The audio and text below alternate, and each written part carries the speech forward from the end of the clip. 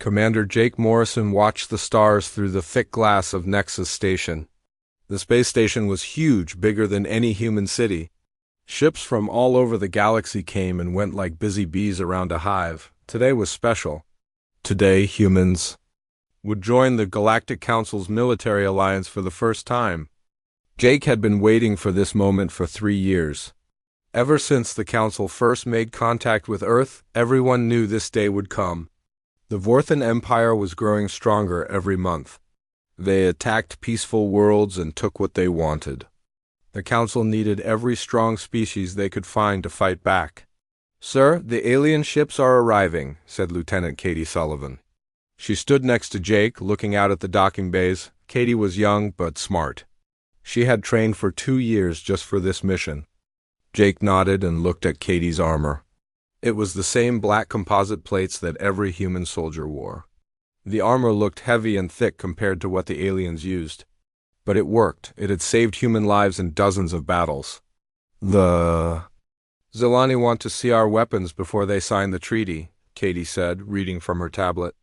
Jake sighed. The Zilani were proud aliens who thought their technology was the best in the galaxy. They had crystal-like skin that could stop most energy weapons.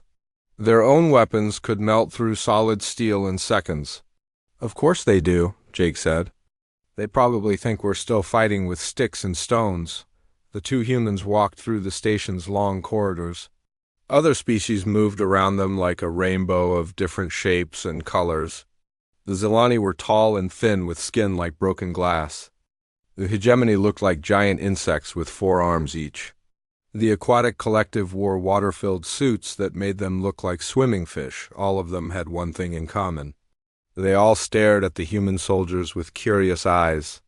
Some looked amused, others looked worried. None of them looked impressed. Jake and Katie reached the main conference room. It was a circular chamber with a big holographic display in the center. The display showed star maps and battle reports from across the galaxy. Red dots marked where the Vorthans had attacked. There were too many red dots. Admiral Susan Hayes was already there, talking with the alien representatives. She was the leader of the human delegation and one of the best military minds Earth had ever produced. She had fought in the Mars Colony War and the Asteroid Belt Campaign. If anyone could convince the aliens to take humans seriously, it was her. "Ah, Commander Morrison," Admiral Hayes said when she saw Jake. "Perfect timing. We were just discussing the demonstration." The Zilani ambassador stepped forward. His name was Crystal, and he was over 7 feet tall. His crystal skin caught the light and threw rainbows across the room. When he spoke, his voice sounded like wind chimes. "Your species brings interesting weapons to our alliance," Crystal said. The way he said "interesting" made it sound like he meant primitive. "But we must ask," said another alien. This one was from the hegemony. His name was Vexra, and he looked like a praying mantis that had grown to human size. "How can your metal plates protect against plasma fire?" "Our weapons can melt through most materials in seconds." Captain Ryan Brooks, the human military expert, stepped forward. He was carrying a standard human rifle and wearing the same black armor as the other soldiers. Compared to the aliens' glowing weapons and energy shields, he looked like a knight from ancient Earth. "Our equipment might look simple," Ryan said, "but it gets the job done. We've tested it in real battles." Vexra made a sound like clicking crickets.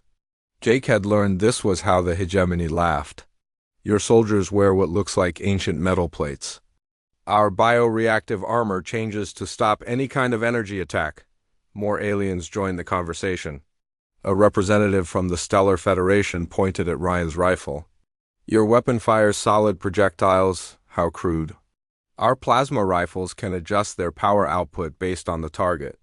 An ambassador from the Voidwalkers, a species that looked like living shadows, spoke in a voice like whispers.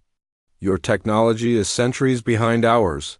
How can you hope to fight the Vorthans with such basic tools?" Jake felt his jaw tighten. He had heard this kind of talk before. Every species in the galaxy thought their technology was superior. They all used energy weapons, force fields, and adaptive armor. To them, human technology looked like something from a museum, but Jake had seen human soldiers fight. He had watched them win battles against impossible odds. Not because their weapons were fancier, but because they knew how to use them. Admiral Hayes remained calm through all the criticism. She had dealt with alien arrogance before. Perhaps a demonstration would help everyone understand what humans bring to this alliance. Excellent idea, said Crystal. His crystal eyes gleamed with anticipation. We have prepared a combat simulation. Your soldiers against our best warriors. Jake noticed the way the aliens looked at each other. They were already planning to use this demonstration to prove human weakness. They wanted to show everyone that Earth's military was not ready for galactic warfare. What are the terms? Admiral Hayes asked. Simple, said Dextra. 5 of your Marines against 5 of our Crystal Guard. Combat simulation in the station's training bay. Non-lethal weapons only, but the computer will track all hits and damage. Ryan Brooks spoke up. Our Marines are ready whenever you are. This should be entertaining, whispered another alien. Jake could not tell which species had spoken, but he could hear the mockery in the voice. The group moved to the observation deck above the training bay. The bay was a large room with movable walls and obstacles. It could simulate any kind of battlefield from jungle to space station to asteroid field. Jake watched as 5 human Marines entered the bay. They wore the same black armor that every human soldier used. Their weapons were simple magnetic rifles that fired metal bullets. No energy beams, no plasma blasts, just solid projectiles moving very fast. On the other side of the bay, 5 Zilani warriors materialized. Their armor was made of living crystal that glowed with inner light. Each warrior carried a plasma lance that could melt through most known materials. They moved with graceful precision, like dancers preparing for a performance. Look at the difference, said one of the watching aliens. The Zilani equipment is so advanced compared to the human gear. Those human soldiers look so bulky in their armor, said another. How can they move quickly enough to fight? Jake wanted to tell them that human armor was designed for protection, not for show. It was made to stop bullets, explosions, and enemy weapons. It was built by people who understood that in real combat, staying alive was more important than looking impressive, but he kept quiet. Let them think what they wanted. They would learn soon enough. The simulation began with both teams taking positions. The Zilani moved in perfect formation, their crystal armor shimmering with protective energy fields. The humans scattered immediately, using cover and moving in ways that surprised the watching aliens. Interesting tactics, admitted Dextra, though he still sounded condescending, but they cannot hide forever. The battle was quick and brutal. The Zilani plasma weapons left smoking craters wherever they hit. But the humans were hard to hit. They moved like ghosts, appearing and disappearing behind cover. When they did shoot, their simple bullets found their targets with deadly accuracy. In the end, the Zilani won. But not easily. 3 of their 5 warriors had been eliminated by human tactics and weapons. The remaining 2 were damaged and exhausted. Your species shows promise, Crystal said afterward. His voice was grudging, like he was admitting something he did not want to say. But this was only practice. Real combat will be very different. Admiral Hayes nodded politely. We understand. Thank you for the demonstration. As the aliens filed out of the observation deck, Jake could hear them talking among themselves. Most still sounded dismissive. They had seen what they expected to see. Humans with primitive weapons and bulky armor, barely able to compete with advanced alien technology. But Jake noticed something else. A few of the aliens looked thoughtful. They had seen how the humans fought. They had seen the tactics and the training. Maybe they were starting to understand that there was more to human military power than fancy equipment. Sir, Katie said quietly, do you think they'll accept us into the alliance? Jake looked out at the stars again. Somewhere out there, the Vorthan Empire was growing stronger. Soon, all these proud species would face an enemy that could adapt to any technology, counter any weapon, and overcome any defense. When that day came, they would learn what humans had always known. Sometimes the best technology was the technology that simply worked, no matter what. The combat simulator bay buzzed with activity as aliens from 12 different species gathered in the observation deck. Word had spread quickly through Nexus Station about the human demonstration. Everyone wanted to see what Earth's military could do against the galaxy's best warriors. Sergeant Dan Parker checked his rifle one last time before entering the simulation chamber. The weapon was simple compared to alien technology. It used magnetic coils to fire metal slugs at very high speed. No energy beams, no plasma bolts, just solid projectiles that hit hard and fast. Remember, stay mobile, Don told his 4 Marines. Use cover and work together. These crystal boys think they're untouchable. Private Lisa Shun nodded and adjusted her helmet. She was the team sniper, skilled at hitting targets from long range. Their armor looks pretty, but I bet it has weak spots. Corporal Mike Torres carried extra ammunition and explosives. He was built like a tank and could carry more gear than most people. Should we go easy on them, Sarge? Negative, Don replied. They want to see what we can do. Let's show them. The 5th member of the team was Private Kevin Murphy, their communications expert. He would coordinate with the others and watch for threats. All 5 Marines wore the same black composite armor that had protected human soldiers for years. In the observation deck above, aliens pressed against the windows to get a better view. Their chatter filled the air like the sound of a busy marketplace. "Look how bulky their armor is," said Commander Velther from the Aquatic Collective. His water-filled suit made gurgling sounds when he spoke. "They move like they're wearing ancient metal plates." "And those weapons," added a Stellar Federation officer. "So primitive. They actually fire solid projectiles like an old kinetic weapon." The Zilani ambassador, Crystal, stood with his arms crossed. His crystal skin caught the light and threw rainbows across the room. "This demonstration will show everyone why the Council needs advanced species, not backward ones." Admiral Hayes and Captain Brooks watched from the command booth.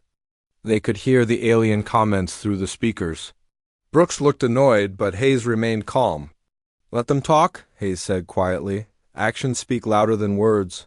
The simulation bay transformed into a small city environment. Buildings appeared from the floor, creating streets and alleyways. Debris and obstacles provided cover for both teams. The computer would track all hits and determine damage based on weapon type and armor protection. "Simulation parameters loaded," announced the station's AI. "Urban combat scenario, 5 versus 5 elimination match. All safety protocols active." The Zilani Crystal Guard entered from the opposite side of the bay. They moved with perfect coordination, like they shared one mind. Their crystal armor glowed with protective energy fields that could deflect most energy weapons. Each warrior carried a plasma lance that could melt through steel. "Begin simulation," the AI announced the Crystal Guard. Advanced in tight formation down the main street. Their plasma lances charged with an ominous humming sound. Energy crackled between the crystal points of their weapons. The human Marines scattered immediately. Don led 2 soldiers to the left while Lisa and Kevin went right. They used the buildings and debris for cover, moving in short bursts between safe positions. "Where did they go?" asked one of the watching aliens. "They disappeared so quickly." "Coward tactics," scoffed Dexra from the hegemony. "They run and hide instead of fighting with honor." The first plasma blast came from the Crystal Guards. Leader, the bolt of superheated energy hit the wall where Don had been standing a second earlier. The impact left a smoking hole in the concrete. "Contact left?" Don radioed to his team.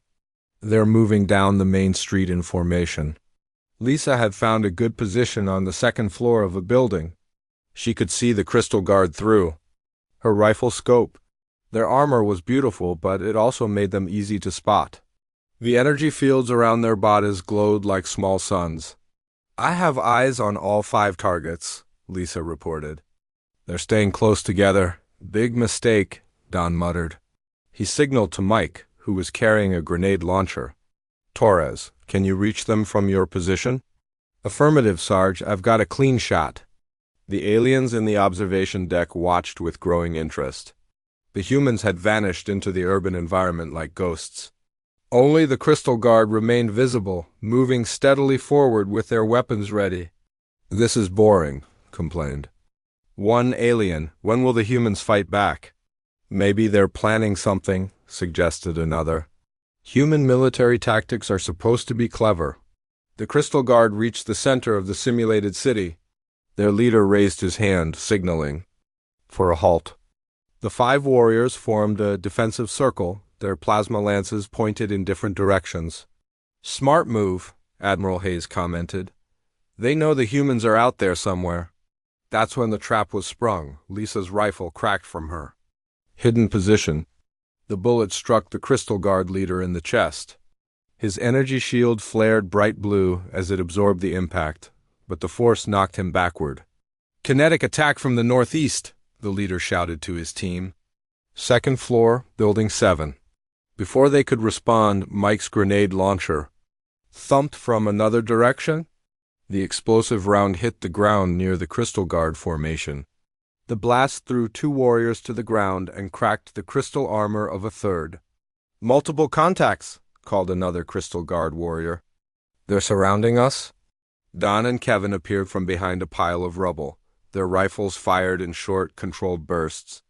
The bullets sparked off crystal armor and energy shields, but each hit weakened the Zilani defenses. Impossible, breathed Crystal in the observation deck.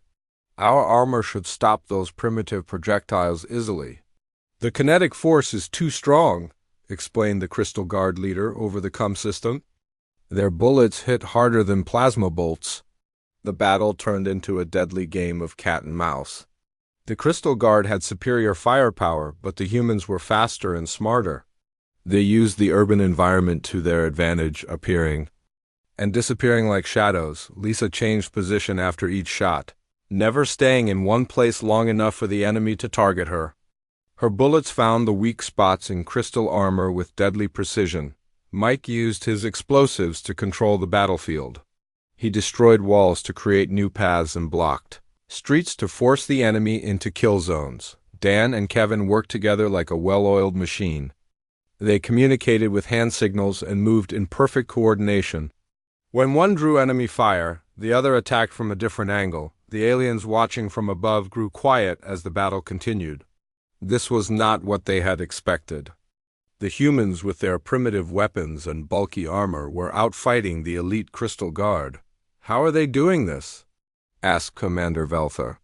The Zilani are supposed to be unbeatable in close combat. Look at how they move, pointed out a Stellar Federation officer. They don't fight like us. They fight like predators. The tide of battle shifted when Lisa managed to eliminate 2 Crystal Guard warriors with precise headshots. Her bullets punched through their helmet visors, the only part of their armor not protected by energy shields.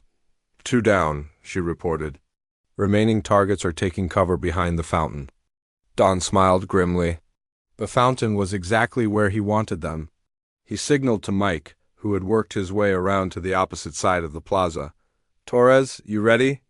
Ready, Sarge, on your mark. Mark. 2 grenades flew through the air from different directions. The Crystal Guard tried to scatter, but they were too late.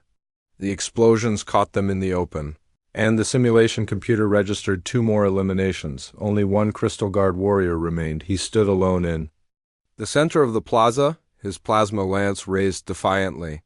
His crystal armor was cracked, and his energy shield flickered weakly. Come out and fight me, he called to the humans. Face me with honor. Don stepped out from behind cover, his rifle ready. You want honor? You got it. The final duel lasted only seconds. The Crystal Guard warrior fired his plasma lance, but Don was already moving. The energy bolt missed by inches, melting the concrete where he had been standing. Dan's rifle barked once. The bullet struck the warrior in the center of his chest, punching through his weakened armor. The simulation computer registered the hit as a kill shot. Simulation complete, announced the AI. Human team victorious. The observation deck fell. Silent, aliens who had been chattering and laughing just minutes before now stared in shock. The elite Crystal Guard, champions of the Zilani military, had been defeated by humans with primitive weapons. That's impossible, whispered Crystal. His crystal skin had lost its bright glow. The Crystal Guard has never been defeated in simulation. Your warriors fought well, Admiral Hayes said diplomatically. but human tactics focus on adaptability and teamwork. Captain Brooks allowed himself a small smile. Sometimes the old ways work best. Dextra clicked his mandibles thoughtfully. Your soldiers move differently than ours. They don't rely on superior technology. They use their environment and each other. That's right, Don said as he and his team left the simulation bay. We fight with our brains, not just our weapons. The aliens continued to discuss what they had witnessed long after the humans had left. Some remained skeptical, claiming that the simulation was not realistic. 3 days had passed since the combat demonstration. The alien representatives were still discussing what they had witnessed. Some thought the human victory was just luck. Others began to wonder if they had underestimated Earth's military commander. Jake Morrison sat in the station's command center, reviewing reports from across the galaxy. The Vorthan Empire had been quiet for weeks, too quiet. Intelligence suggested they were planning something big. Sir, we're getting strange readings from the outer sensor grid, reported Lieutenant Katie Sullivan. She was monitoring the long-range scanners that watched for approaching ships. Jake looked at the display screen. At first, everything seemed normal, then he saw it. A faint distortion in space, like heat waves rising from hot pavement. It was moving fast toward the station. What is that? Jake asked. Unknown, sir. The computer can't identify it, but it's big. Really big? Suddenly, the distortion vanished. In its place appeared a massive fleet of ships unlike anything Jake had ever seen. They looked like they were grown rather than built, organic curves mixed with mechanical parts. The hulls seemed to shift and change color as he watched. Red alert, Jake shouted into his communicator. All hands to battle stations. We have hostile contacts approaching. Alarms began screaming throughout Nexus Station. The sound echoed through every corridor and room. Aliens from 12 different species rushed to their battle positions. Admiral Hayes arrived in the command center within minutes. She took one look at the tactical display and understood immediately. Vorthans, how many ships? Over 200, sir, Katie reported. Multiple ship classes. They're moving into attack formation. Captain Brooks joined them at the main console. This is what they've been planning. They knew about the diplomatic meeting. They want to hit us while all the council leadership is in one place. The Vorthan fleet spread out like a dark cloud across space. Their ships moved with predatory grace like sharks circling wounded prey. Each vessel was different, as if they had been designed by different minds for different purposes. Incoming transmission, Katie announced. It's from the Vorthan flagship. Put it on screen, Admiral Hayes ordered. The main display flickered and showed a creature that defied easy description. It was part machine, part living tissue. Its face changed constantly, shifting between different forms. When it spoke, its voice sounded like grinding metal. Council species, the creature said. You have gathered here to plot against the Vorthan Empire. This aggression will not be tolerated.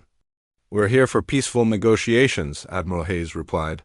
Stand down and withdraw your forces. The Vorthan commander's face twisted into something like a smile. Peace is weakness. You will surrender or be destroyed. The transmission ended. Abruptly, the Vorthan ships began moving closer to the station. Their weapon systems activated with an eerie blue glow. Battle stations, all hands, Admiral Hayes broadcast throughout the station. This is not a drill. Prepare for combat. The alien representatives rushed to their designated positions. The Zilani activated their crystal armor and energy weapons. The hegemony warriors extended their bioreactive carapaces. The Stellar Federation charged their plasma rifles. Jake watched the preparations with growing concern. All the alien weapons were energy-based. They relied on advanced technology and adaptive systems. But the Vorthans were known for their ability to counter any energy-based attack. The first wave of Vorthan fighters launched from the main fleet. They moved like living things, diving and weaving through space. Their hulls rippled with adaptive camouflage that made them hard to target. Fighter attack incoming, Katie reported. Estimated time to contact 2 minutes. The station's defensive.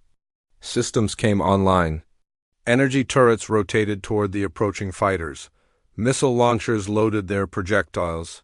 Shield generators hummed to life. "All defensive batteries, fire at will," Admiral Hayes ordered. The space around Nexus Station lit up with weapon fire. Energy beams and plasma bolts streaked toward the Vorthan fighters. Most of the shots missed as the enemy ships twisted and turned like living creatures. The few hits that connected seemed to have no effect. The Vorthan hulls absorbed the energy and kept coming.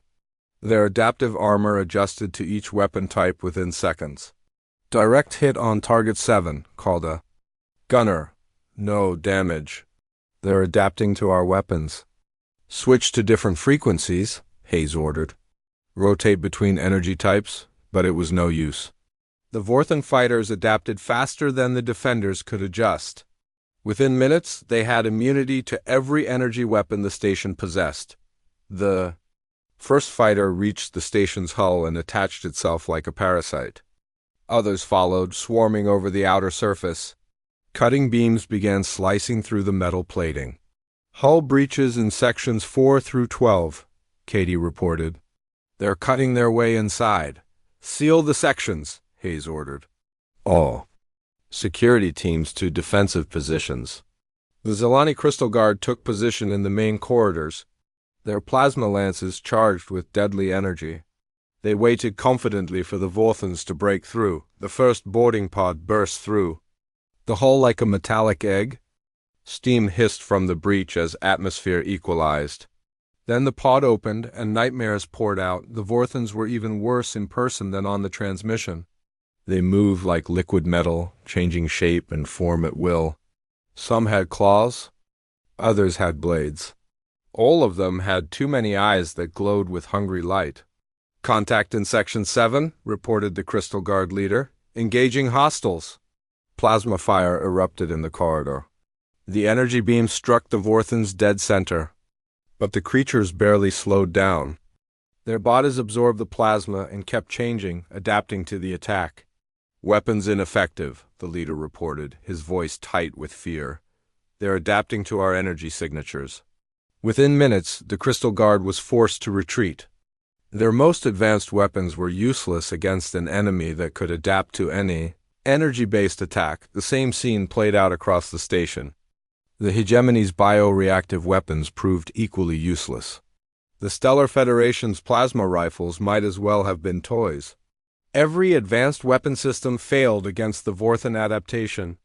"All alien forces are falling back," Captain Brooks reported. "The Vorthans are adapting to everything we throw at them." Jake felt a chill run down his spine. The galaxy's most advanced military forces were being defeated by an enemy that could counter their technology in real time. "Sir," Katie called out, "we're getting reports of Vorthan infiltrators throughout the station. They're moving through the ventilation systems." "How?" Hayes asked. "Those systems are too small for normal-sized creatures."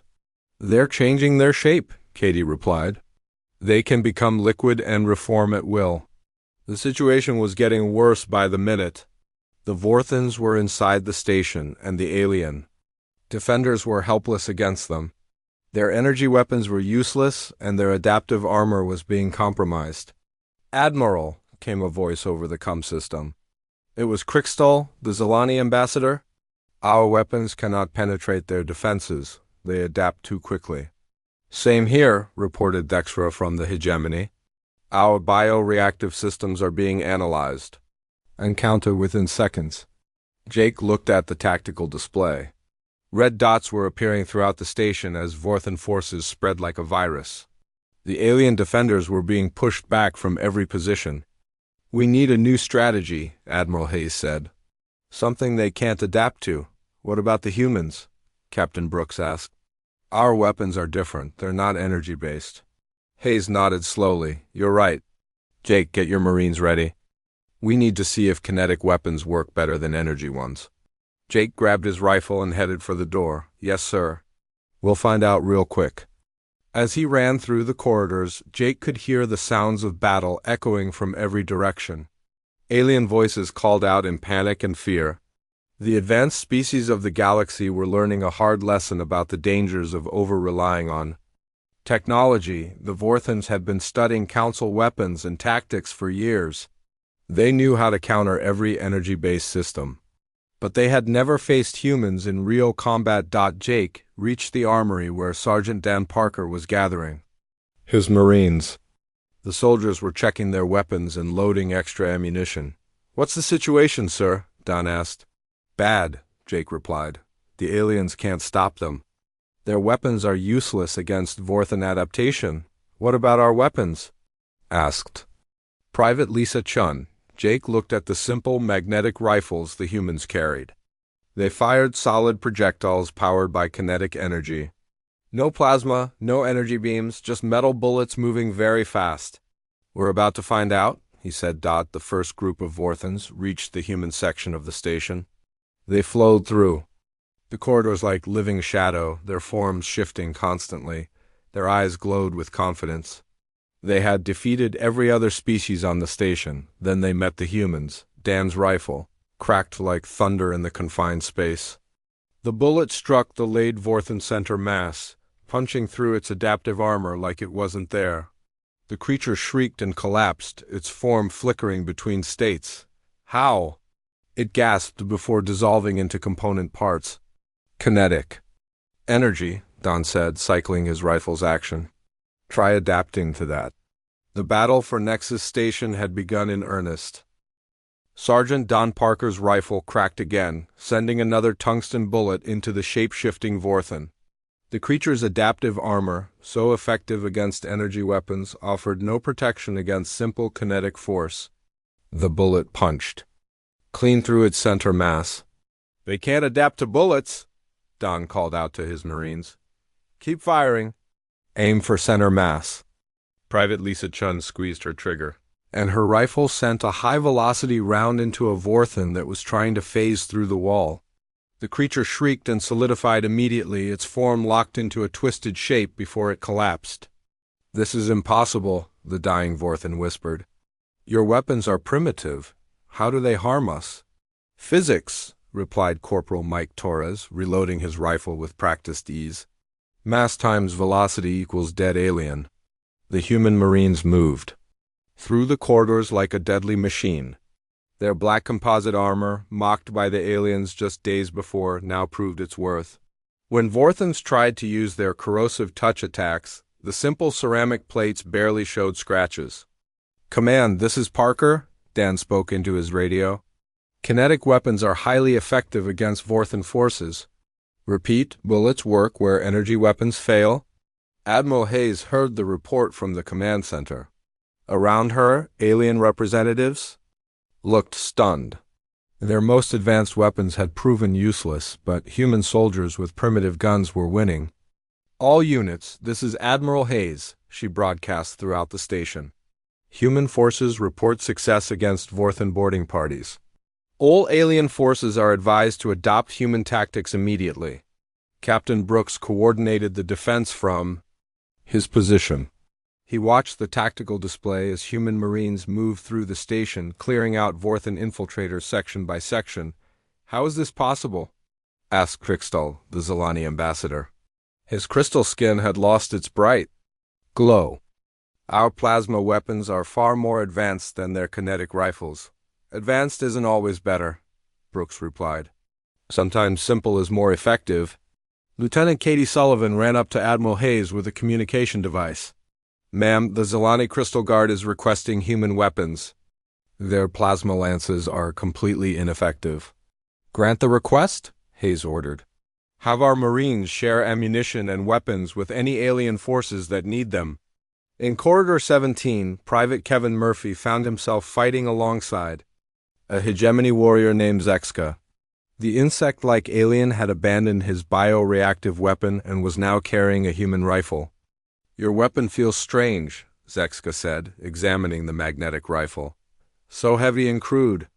But it kills the shapeshifters easily." "Weight gives it power," Kevin explained, showing Zexka how to reload. "No energy fields to adapt to. Is solid metal moving fast." They advanced together down the corridor. A group of Vorthans was trying to break into the life support center.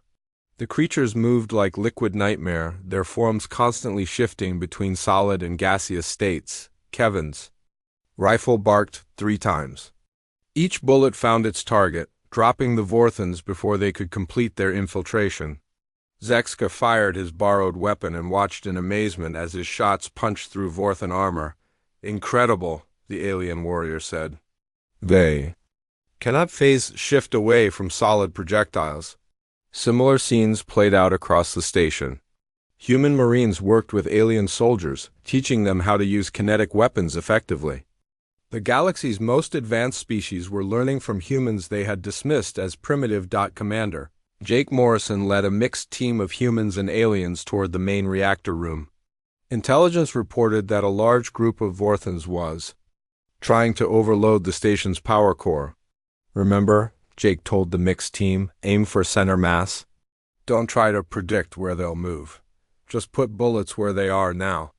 The team included 3 human Marines, 2 Zilani warriors, and 1 Stellar Federation officer. All the aliens carried human weapons and wore hastily modified human armor over their own protective gear. They reached the reactor room to find chaos. Dozens of Vorthons swarmed around the central power core, their forms flickering between states of matter. They were trying to corrupt the reactor's control systems with their technological virus abilities. Contact front? Jake called out. Open fire! The room erupted in gunfire. Human rifles chattered as they sent streams of tungsten bullets into the Vorthon swarm. The aliens tried to adapt, changing their forms and activating defensive measures, but there was nothing to adapt to. The bullets were just chunks of metal moving at high speed. No energy signature to analyze, no frequency to counter, no adaptive algorithm to defeat. Just physics in its most basic form. The Vorthons fell by the dozens. Those that tried to phase through walls found that the bullets followed them partway through their transformation, tearing apart their molecular structure. Those that tried to disperse into gas were knocked back into solid form by the kinetic impact. This cannot be, screamed the Vorthon leader, a creature larger than the others with more mechanical parts. Your weapons are centuries behind ours. How do they penetrate our defenses? Jake put 3 rounds center mass into the creature before answering. Because sometimes old school works best. The reactor room was cleared within minutes. The mixed human-alien team had accomplished what pure alien forces could not. The station's power core was safe. All sections report Vorthon forces eliminated. Came Katie's voice over the radio. Station is secure. Repeat, station is secure. But the battle was far from over. The main Vorthon fleet still surrounded Nexus Station, and their commanders were analyzing what had happened to their boarding parties. Admiral, reported a communication officer, we're receiving a transmission from the Vorthon flagship. They're demanding to know how we defeated their infiltrators. Put them on screen, Hayes ordered. The Vorthon commander appeared on the main display. Its face was shifting even more rapidly than before, cycling through dozens of different forms. When it spoke, its voice carried notes of confusion and anger. Impossible, it said. Our forces reported that your primitive kinetic weapons somehow bypassed our adaptive defenses. Explain this impossibility. Admiral Hayes allowed herself a small smile. There's nothing to explain. Your technology is designed to counter energy-based attacks. Our weapons don't use energy, they use momentum. Kinetic weapons are obsolete, the Vorthon commander insisted. No advanced species uses them anymore. That's your mistake, Hayes replied. You adapted to fight the galaxy's energy. Weapons, but you never learned to defend against good old-fashioned bullets. The Vorthon commander's face froze in one configuration, a grotesque mask of realization. You deliberately maintained primitive technology. We maintained effective technology, Captain Brooks interjected. There's a difference. The transmission cut off abruptly, but sensors showed that the Vorthon fleet was not retreating. Instead, they were regrouping and preparing for a direct assault on the station. They're going to try again, Jake reported from his position, this time with overwhelming force. Hayes nodded. She had expected this. The Vorthons would not accept defeat easily. They would throw everything they had at the station to prove their superiority. All hands prepare for the main assault, she broadcast. Human Marines will lead mixed teams. Share weapons and ammunition with our alien allies. Today we show the galaxy that sometimes the best technology is the technology that works. In the armory, human soldiers distributed rifles and ammunition to alien warriors. Species that had mocked human equipment just days before now handled the weapons with respect and gratitude. Dextra, the hegemony representative, hefted a human rifle in his forearms. Your weapons saved us, he admitted to Sergeant Parker. We owe you a debt. Just fight alongside us, Don replied. That's payment enough. The Zelani Crystal Guard had traded their beautiful plasma lances for ugly but effective kinetic rifles. Crystal practiced with the weapon, getting used to its weight and recoil. I do not understand, he said to Admiral Hayes.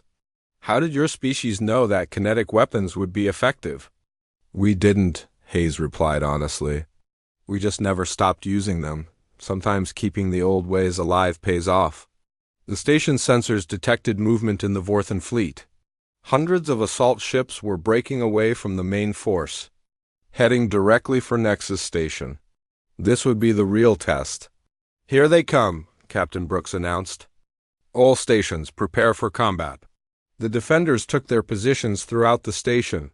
Humans and aliens stood side by side, united by the simple weapons that had saved them all.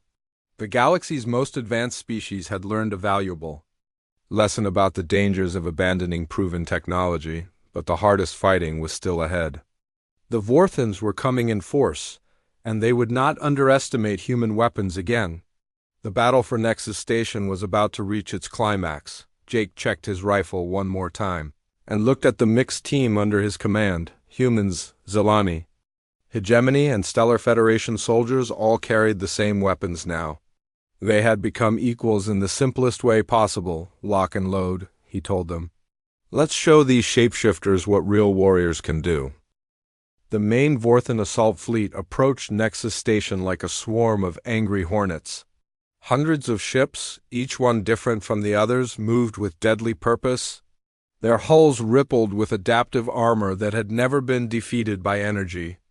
Weapons. Admiral Susan Hayes stood in the command center watching the tactical display.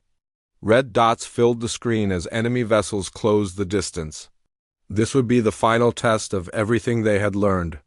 All stations report ready, Lieutenant Katie Sullivan announced.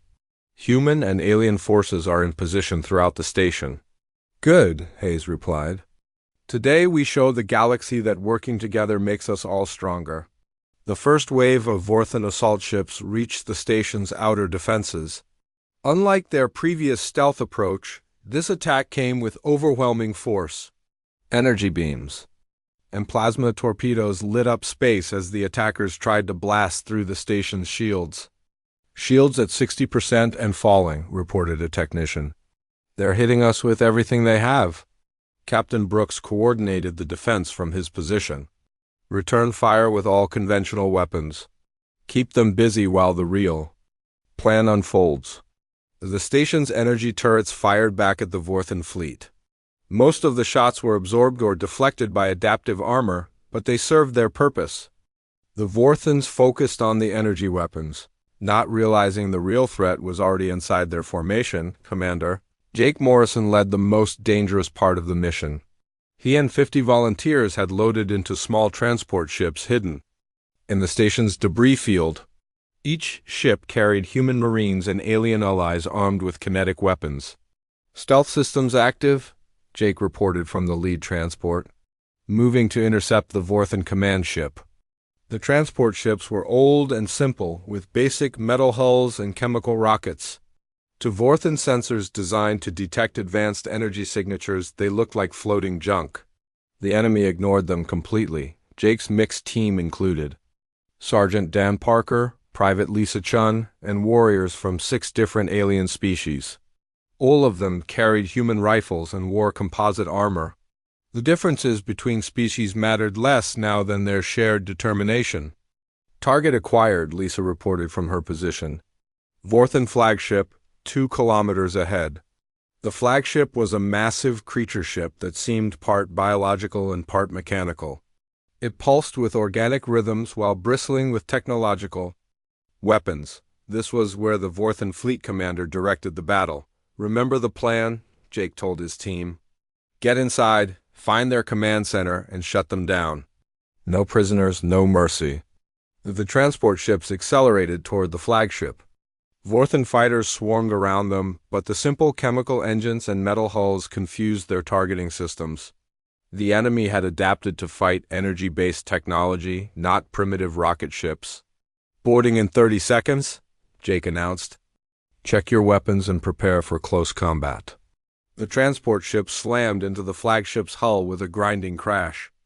Magnetic clamps locked the vessels together while cutting torches burned through the alien metal. Within minutes, the boarding tunnel was ready. "Go, go, go," Dan shouted as he led the charge into the Vorthan ship. The interior of the flagship was a nightmare of organic walls and mechanical systems. Cables that looked like veins carried data through living conduits. The air tasted of metal and decay. Vorthan defenders rushed to meet the boarders. These were the elite of their species, warriors who had never been defeated in combat. Their bodies shifted between solid and liquid states as they moved, making them nearly impossible to target with energy weapons. But Jake's team wasn't using energy weapons. The corridor erupted in gunfire as human rifles chattered their deadly song. Tungsten bullets punched through Vorthan adaptive armor like it was paper.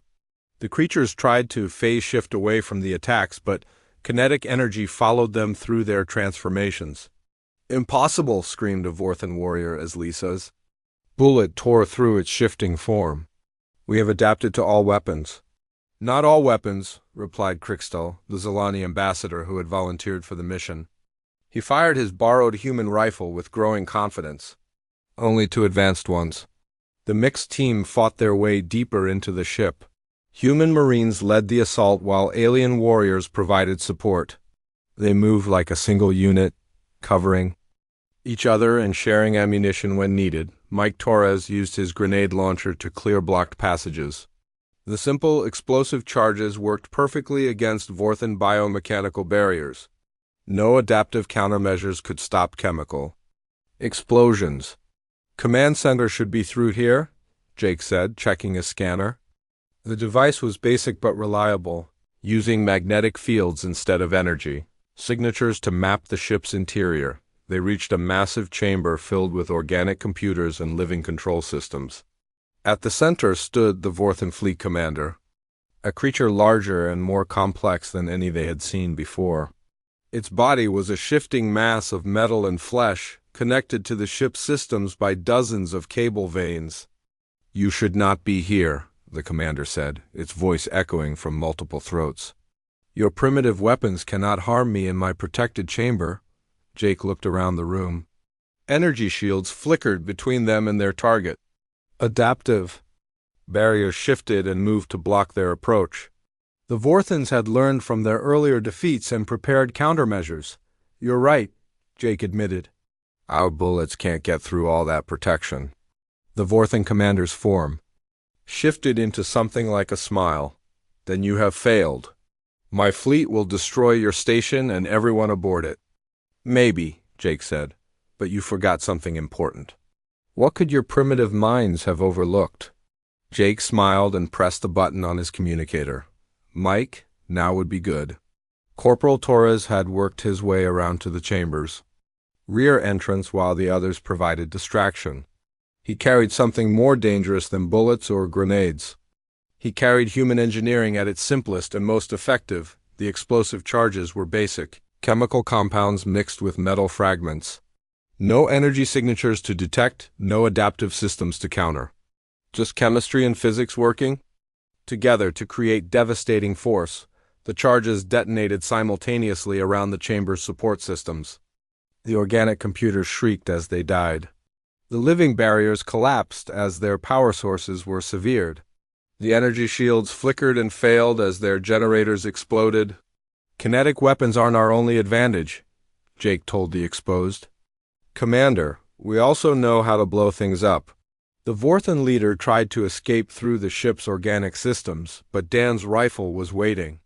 3 shots center mass, and the creature that had terrorized the galaxy collapsed into component parts. "Command ship neutralized," Jake reported over the radio. "Repeat, flagship is down." The effect on the Vorthan fleet was immediate. Without their commander's coordination, the ships began fighting as individuals instead of a unified force. Some tried to retreat while others continued attacking. The formation fell apart. "All human teams press the attack," Admiral Hayes ordered from the station. "Hit them while they're confused." The hidden transport ships revealed themselves throughout the Vorthan fleet. Each one carried teams of human marines and alien allies. They boarded enemy vessels and fought their way to critical systems. The Vorthans found themselves facing an enemy they couldn't understand. These primitive weapons shouldn't work. These simple tactics shouldn't succeed. But ship after ship fell to kinetic weapons and chemical explosives. "This is Commander Velther," came a voice over the radio. The aquatic collective officer was leading one of the boarding teams.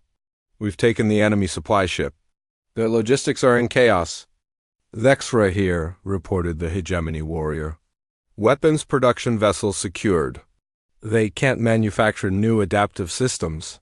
The battle turned into a rout as Vorthan ships either surrendered or fled into hyperspace. The mighty fleet that had seemed invincible just hours before was scattered and broken. Admiral Hayes watched the tactical display as the last enemy vessels jumped to safety. The red dots disappeared one by one until space around the station was clear. "All stations cease fire," she ordered. "The enemy fleet has been defeated." Cheers erupted throughout Nexus Station as news of the victory spread. Species that had been enemies for generations now celebrated together. Humans and aliens embraced as equals, united by shared combat and mutual respect. Jake's team returned to the station as heroes. The transport ships docked to thunderous applause from the waiting crowds. Warriors from 12 different species cheered for the humans who had saved them all. "How did you know?" Crystal asked Admiral Hayes later. "How did your species know that simple weapons would be more effective than advanced ones?" Hayes smiled and looked out at the stars. "We didn't know. We just never forgot that sometimes the best solution is the simplest one." Captain Brooks completed his after-action report with satisfaction.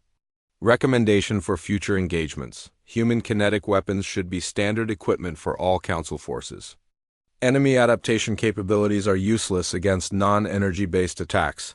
The formal treaty signing took place 3 days later, but the ceremony was different now. Instead of humans asking to join the Council's military alliance, the Council was asking humans to lead it.